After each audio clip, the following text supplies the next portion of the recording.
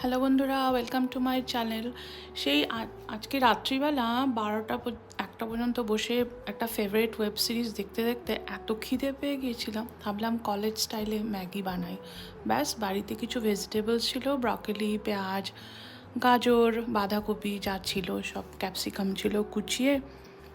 সেটা কড়াইতে ম্যাগি মশলা দিয়ে একটু ভালো করে ভেজে, একটু নুন, তারপরে তোমার গোলমরিচ একটু ঝাল হওয়ার জন্য দিয়ে, আর বয়েল করে নিয়েছিলাম নুডলস। আমি ডাইরেক্ট জলটা ফেলে দিই বয়েল করে ভালো করে, তারপরে একটু তেল মিশিয়ে ওটাকে আলাদা করে রেখে, এরপরে সবজিটা হয়ে গেলে ওপর থেকে নুডলস ছড়িয়ে, তারপরে আরেকটু ম্যাগি মশলা দিয়ে আরেকটু ভালো করে ভেজে, ব্যাস টমেটো সস দিয়ে রেডি হয়ে গেল।